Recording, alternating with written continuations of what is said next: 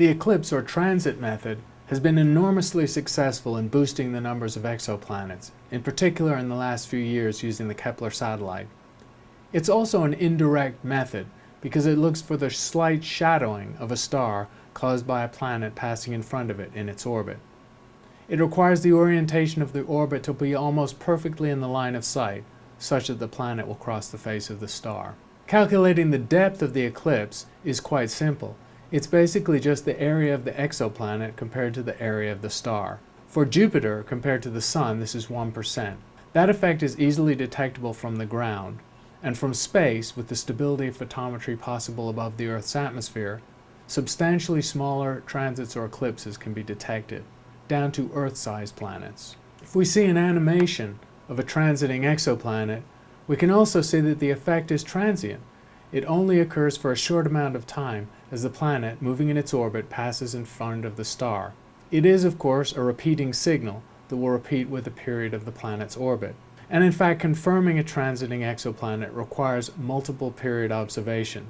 Typically 3 consecutive transits are required to detect an exoplanet and declare it confidently a detection. A single transient event is not sufficient. We can use Jupiter and the Sun as an example of the difficulty of detecting a transit. Jupiter moves in its orbit of the Sun at 13 kilometers per second. If you work that out, as seen from afar, it will take less than a day for it to transit the Sun in a 12-year orbit. In other words, blink and you miss it. So any given planet will only transit for a tiny fraction of the time.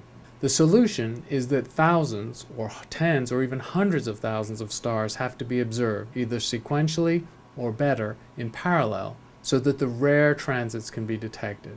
Exoplanets are transiting at random orientations in space. The probability that we will see one is quite small for any given system. In fact, the probability of an exoplanet transit increases with the size of the star, with the size of the planet, and with the proximity of the planet. The probability of detecting a Jupiter around a Sun-like star is actually about 0.1%. But because many of the early exoplanets were hot Jupiters on close orbits, the probability of them showing transits is much higher, several percent. And in fact, transits have been observed around many of the first exoplanets discovered. More than 150 of the planets that were first detected by the Doppler method have now been followed up with transits, with that detection giving you the size of the planet to go with the mass from the Doppler method. In principle, if the transit can be followed carefully enough, we could observe the shadowing of the exoplanet as it crosses the limb of the star. And as the light passes through the atmosphere of the exoplanet, we could get a sense of what kind of atmosphere it has. So the depth and shape of the transiting light curve can give information on the atmosphere of the exoplanet. In fact, there are 2 kinds of eclipses. There are primary eclipses when the exoplanet passes in front of its star. That gives us the size of the exoplanet, and if light filters through the atmosphere of the exoplanet, we can in principle learn what the atmosphere is made of. But when the exoplanet passes behind its star, if we look in the infrared, we can get a measure of its temperature, because the thermal emission from the exoplanet will disappear momentarily as it passes behind the star. Both types of information are useful in characterizing exoplanets. A final, niche way of detecting exoplanets is microlensing. It's an elegant technique, but has only been used to detect of order a dozen exoplanets. Its importance comes from the fact that in principle it can detect extremely low mass objects, perhaps even down to the Moon's mass. In microlensing, a nearby star passes almost directly in front of a more distant star. General relativity says that the light will be bent around the nearby star and cause lensing. This is called microlensing because the lensing effect of a star on another star induces an angular deflection of only 1,000th or 1,000,000th of an arcsecond, not detectable from the ground.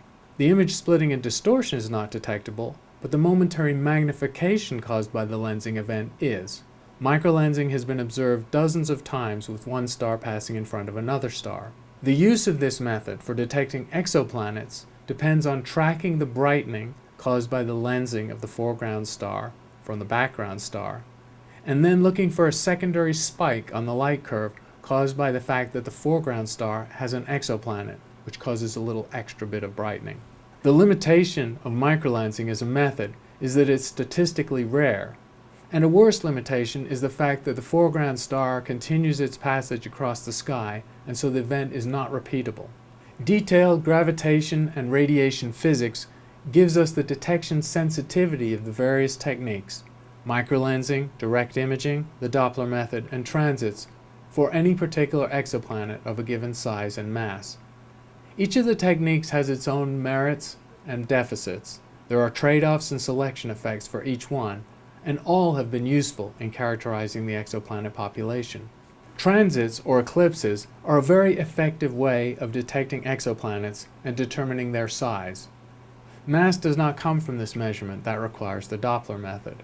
Exoplanet transits are also only possible when the orbit of the star and the planet are such that the planet passes directly in front of the star, as seen from our perspective.